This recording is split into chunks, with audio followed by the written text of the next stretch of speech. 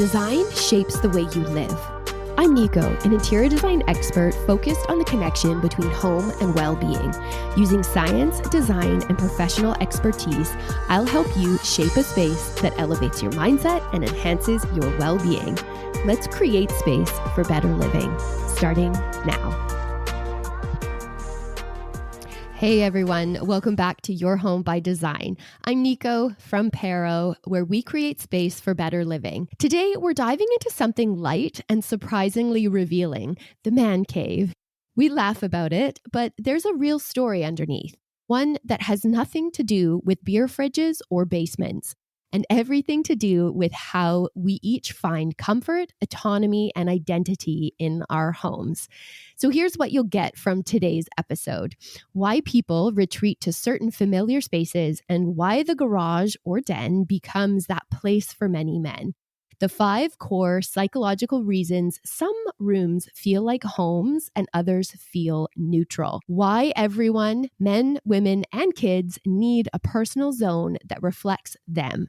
How to co-design a home even when one partner usually says, "I don't care, you decide."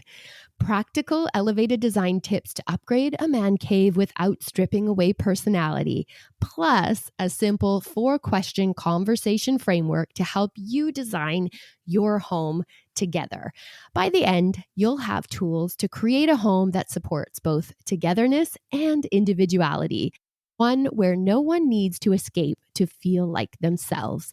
And if you want resources to help you get started, head over to yourparo.com. That's YOURPARO, and download the free living room and bathroom guides. They pair beautifully with today's conversation. All right, so let's get into it. If we're going to talk about man caves, we need to start to see the stereotype that we all know. Because whether it's the recliner, the sports memorabilia, or the little bar fridge, the little mini fridge humming in the corner, that image exists for a reason, right? But here's the twist. It's not really about any of those objects. It's actually about what that space represents. So before we go deeper into the psychology, like the shared home dynamics and the design solutions, let's zoom in on that myth itself, the man cave as we know it, and uncover what's actually going on underneath. So let's start with the myth. The man cave is treated like this sort of funny cliche, right? But underneath it is a very real human truth. And that's that people retreat to the spaces where they feel the most themselves, the spaces where they've been able to have the most liberty in how it looks and what they do there. You know, the stereotype is real. You can imagine the beer fridge or the leather recliner, the sports paraphernalia, all of those things. And I'm sure you've heard over the years, or maybe you've talked about it yourself, but this sort of like, oh, you know, why do they always go to the garage and hang out? Why do they always go to the man cave, that one area? But it's not always because they want to retreat. They want isolation, right? What if the man cave exists not because a man wants isolation, but because it's the only space that really reflects him? Because when we look at a home and how it's laid out, the shared spaces often can be one person's ideas or one person's say. And historically speaking, women have typically controlled the decor in the home. When we look back, the family dynamics where the woman was at home, the husband was out working, and they were expected to, or they enjoyed making a home. And even marketing of home goods was geared heavily towards women. Whereas now, as the sort of family dynamics have shifted and changed, home goods are still marketed heavily towards women. So often we still see those sort of stereotypes fall into the home. But this isn't a gender story, because women and kids need personal space too. Everyone within a home needs to have a sense of control over their environment, or it needs to be sort of a collective discussion or welcomed input. And here's something we rarely talk about, but most shared spaces like living rooms and hallways and kitchens don't just automatically feel like home. They don't just have that feeling of home right away. Like, if you're not designing for the impact that feeling of home can have, then it can cause someone to retreat to an area of the home where that feeling is most present. And this can be for anyone in the home. And there's usually some core reasons for this. Things like they feel no control or helplessness.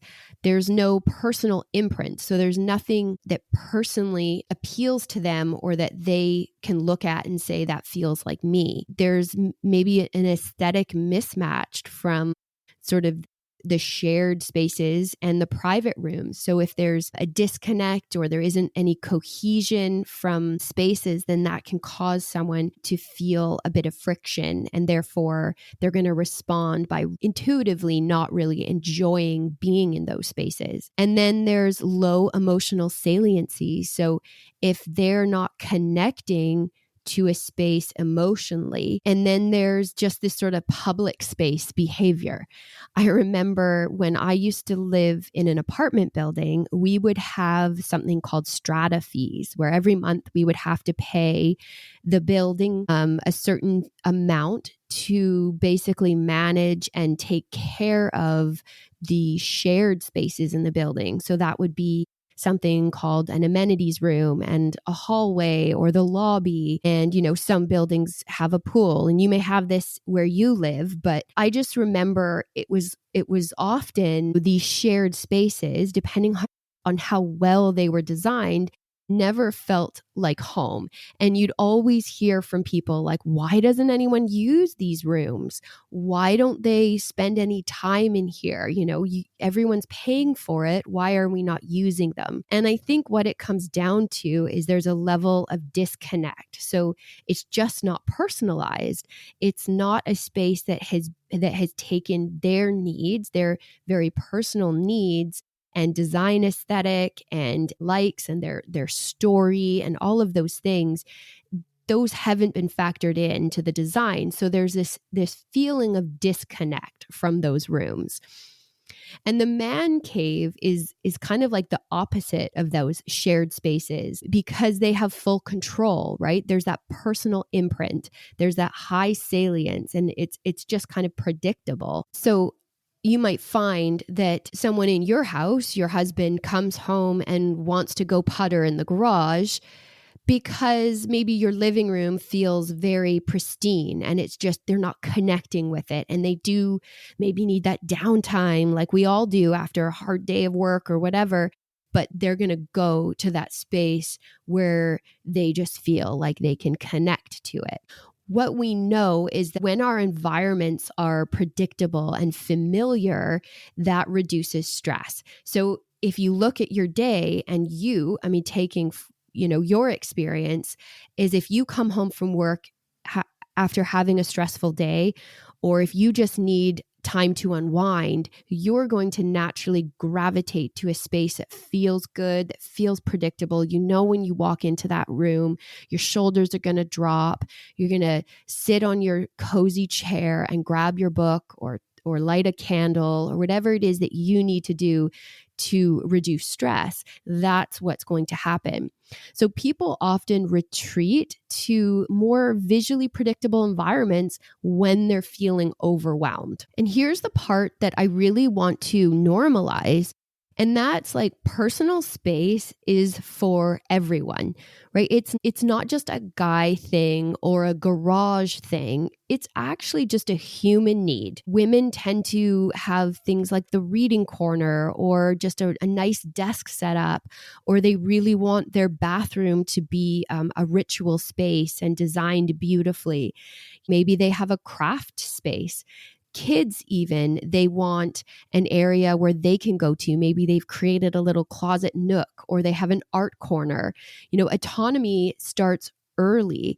At young ages, we want to create and carve out a little space that feels really personal. I think most people, if asked, do you want your home to appeal to everyone who's living there right now? Most of us are going to say yes. You're probably like, I would love for my teenager to not run up to their bedroom when they get home and close the door and not be a part of the family. Or I would love for my husband to come out of the garage more and get involved. Or I think that everyone wants to be a part of the household. And I think that you would want everyone to get that joy and that fulfillment from what a home can offer, right? And I think that it's really important in order to achieve that. It's really important, and I talk about this a lot, is designating the spaces, really looking at what are the intentional choices we're making in these spaces to connect to everyone within the home, asking things like, what does this space need to do? And even as far as saying, like, who is this space for? Yes, it's for the house, but maybe you find that one person needs that room. If it's a study room for your kids or an unwinding room for your husband, really looking at how are we designating these spaces so that each person feels seen and heard in the choices of the home. There's something called a Ken den, and it's sort of like this idea that men wanting aesthetic, layered, personal space too. And Better Homes and Gardens did an article on the Ken den called "The Ken Den is the Upscale Evolution of the Man Cave." And I think that this shows a great shift because it shows that they are involved in the conversation and they are a part of the decision process. And that they actually really do like spaces to feel elevated. I mean, when you look through these pictures, what you see, the level of design and detail has been thought through. The designation of the space has been thought through. And of course, there's touches of the cliche things like the leather sofa or the sports paraphernalia or whatever. But for the most part, it just shows a really evolved space. It shows something where the details have been considered and there's just an aesthetic appreciation there, which I think is really good to see. And I know that in my experience, and I think I talked about this in my last episode, but I've been in conversations with clients where all of a sudden the husband just takes on this new sort of commentary. All of a sudden they decide they want to weigh in on the design decisions and that they actually have a voice in this and that they actually enjoy it. It's been such a rewarding thing to be a part of because just seeing a husband and wife all of a sudden creating the home together and saying, well, here's what I like, and well, this is what I like, and having that conversation, and everyone kind of gets excited. I know I've had clients where the wife all of a sudden is like, well, where did you come from? Like, this is amazing. And then the husband feels like, yeah, I actually really like this. And well, actually, I don't really like that style. I like this style. And it's almost this moment of, oh, I didn't really know what I liked and what I didn't, but now I see it. I do have an opinion about it. I've always really enjoyed that part of the process. And so I think that really when we look at things like the Ken den and we look at things like the cliches and the stereotypes, and what we really want is just a home that feels great for everyone that lives in it and that does its job well, right? It brings us out, it brings us together as a family, it brings us together as a household, and each person gets to personalize a space of their own, and they get a say in the shared spaces so that when they're moving from the space that feels like their own to the shared spaces, they actually feel like they're represented in them so that they want to come out and be a part of it more. Okay, so now let's get practical, because designing a home together isn't just about paint chips. It's actually about communication.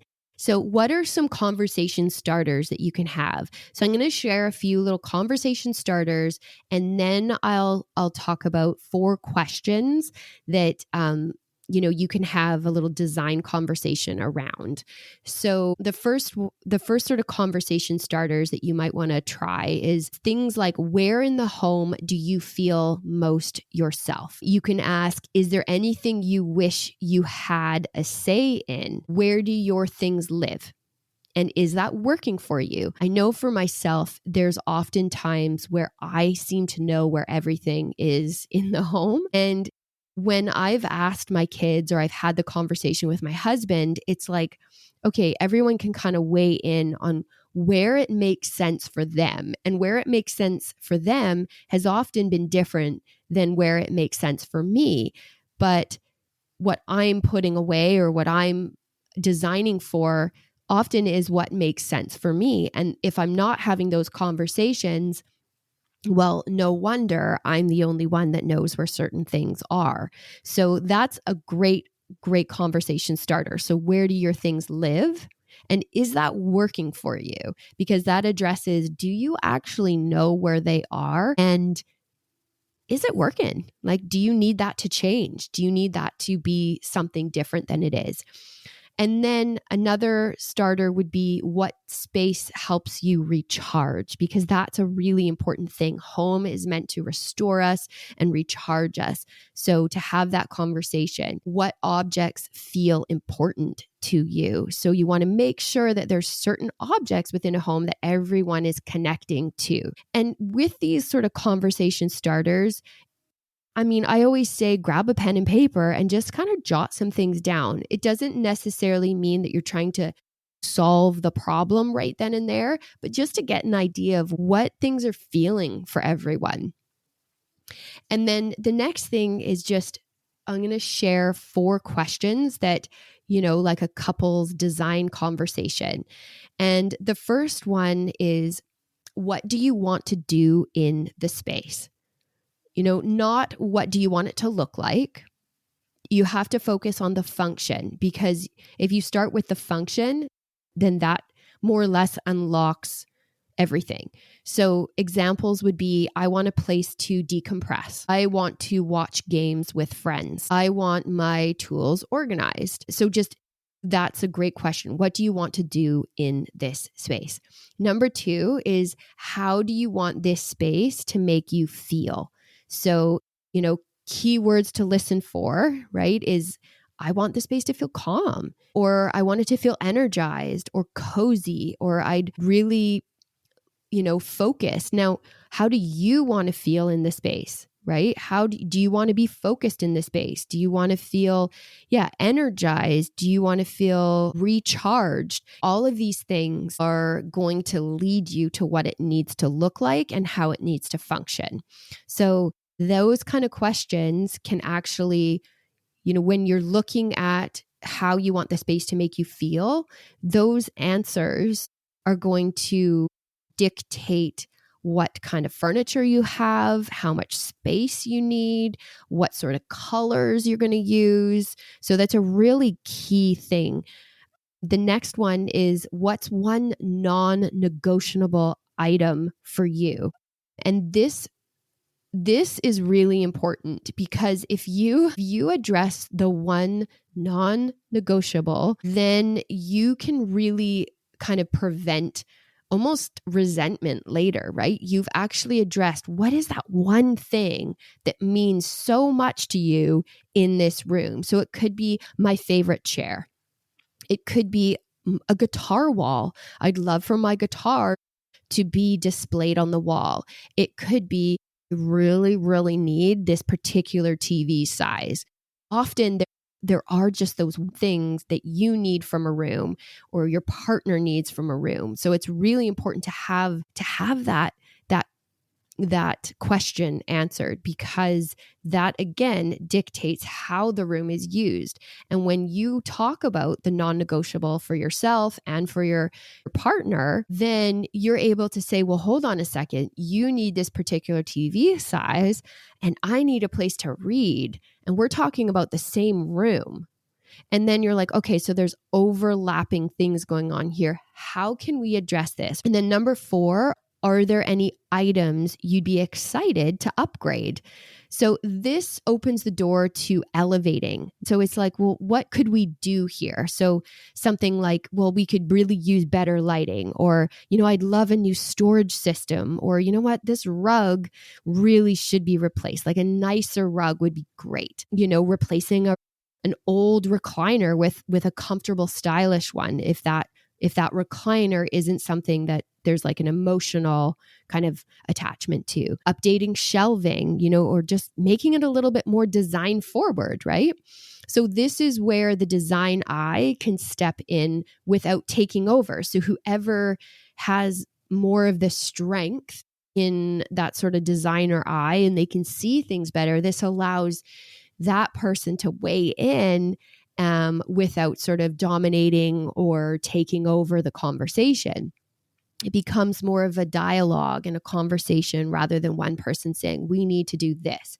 We're going to do that. I want this or I want that, right? It's very much like, so what are you excited to upgrade? That's a very different feel, right? Here's the truth.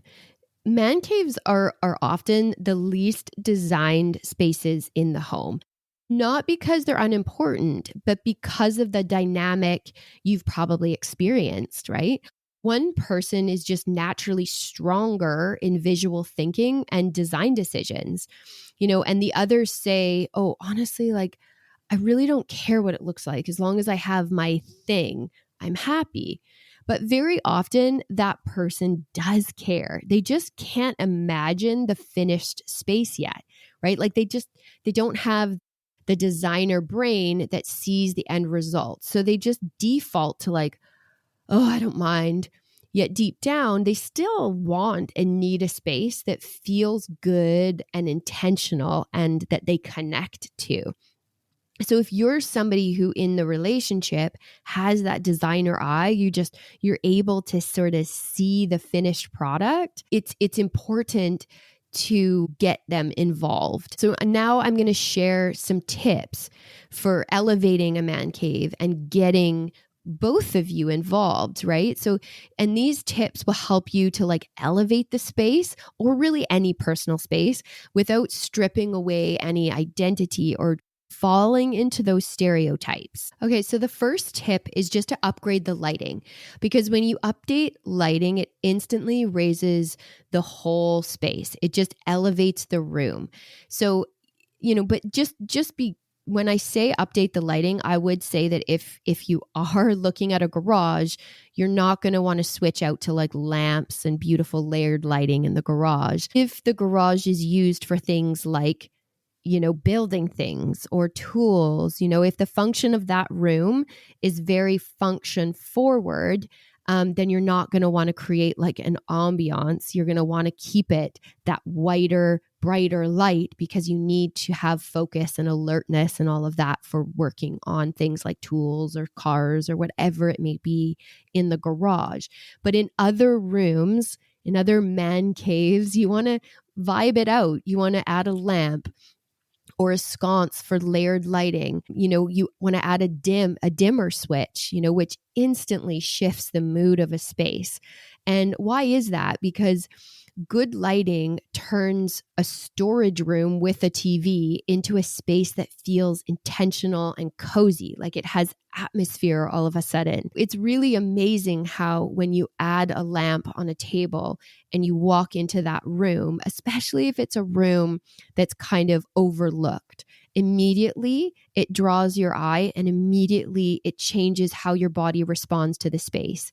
So upgrading lighting, adding lighting, layering it, and just shifting the mood is really important. Number 2 is to add texture. Yes, even in a man cave, like add a rug underfoot, one that's textural and comfortable, an upholstered chair, or, if the man cave calls for that leather chair, that leather sofa, try to find one with a bit of a patina to it. So a bit of aged leather or something that adds a bit of more comfort, but also just elevates it a little more. Even things like a throw blanket in sort of a masculine neutral tone. So you're still getting that layer of texture and comfort, but it's still connecting to that neutrality and that masculinity. And then things like woven baskets for storage. And why? Because textures soften visual noise and really help to regulate the nervous system. So you want to almost look at the space when you're adding those textures as it's no different than any other room in the home when you're wanting to add comfort and add textures, but you're just doing it in an understated, more sort of masculine way. And I will remind you again, pick these things with your partner, really involve them in the conversation. If you're the one that's going out to buy the things, maybe you say, hey, this is for your space. Let's go together. Or, show me what you like and I'll see if I can find it. Those are the kind of things that you have to be mindful of. Number 3 is honor the hero item. What is it? That one thing that's really important? Is it the chair? Is it the sports memorabilia? Is it the guitar wall, the hobby shelf, and design the room around this, not against it. You want to really think, how can I elevate it? If there's a collection of sports memorabilia, can you group them together on a shelf and arrange them in a way that really helps them stand out and becomes a vignette? So it looks like it's intentional and it's not an afterthought. A guitar wall can be done in a really elevated way, or a hobby shelf. So really think about, what is that one thing? Ask them again, like, what is it? That one thing that's the hero item. And then number 4 is to hide the chaos, right? You want to hide the chaos and highlight the story. So, if there's a lot of things like games and gear and tools or whatever it is, like, you want closed cabinets to hide it and open displays for really meaningful things that they connect with and that they find joy in looking at. A single curated shelf is much more powerful than scattered stuff everywhere. What it does to our brains and our bodies is really important. Like, clutter raises stress and meaningful items increase emotional salience. So make sure you're doing that. And just remember too, that if it's a man cave, it can be in an area of the home where other people interact with it as well, right? So yes, you might be creating a man cave for one person in mind, but if you design it in a way that's intentional and that feels great, that's elevated, then every person in the home can interact with that room in a much better way. So you might find that more people in the home want to hang out in that room with your partner, or your partner wants to invite people into the space more. Like, it becomes an area where it really adds to the home. It adds to the experience of being at home together versus, being a closed off room that no one wants to go in because they can't connect to it at all. So, and the number 5 is to bring in one shared element. And I love this because, again, to just reinforce that home, yes, it's designed with perhaps one person in mind, but it is a part of a bigger picture. It's part of the home. I always say that, our homes are like puzzles. Each piece is important on its own, but when the puzzle comes together, it fits together and it actually creates one picture. So keep that in mind. Bring in one shared element, a plant, a vintage artwork, a candle, like a really cool lamp or a beautiful tray. One thing that the other partner loves can integrate the cave back into that sort of home, the big picture of the home. And just one little tip here is, when one person says, don't care, like, I don't care what it looks like, I don't care about a toss blanket, I don't care about whatever, I just want to remind you that this is rarely true. Usually they mean, I can't picture it yet, or I trust your eyes, so just go ahead, or I just don't want to get this wrong. Like, some people are just like, well, I don't really know, I can't see it, and I'm worried that I'm going to say yes to something that's totally wrong. Or they might be like, I just don't have the right words. I don't have the vocabulary to express and explain how I need this space to look. So by guiding them with the right questions, they suddenly do have opinions, and often good ones. I know, like I shared the meetings that I would have where it was like the reason why we got to the place where everyone was collectively weighing in on the design decisions was because there were prompts, there were questions that they were asked that got them thinking and that reminded them that their opinion in this matters. So make sure to do that. And here's the fun part. We all have our version of a man cave, the place that we retreat to,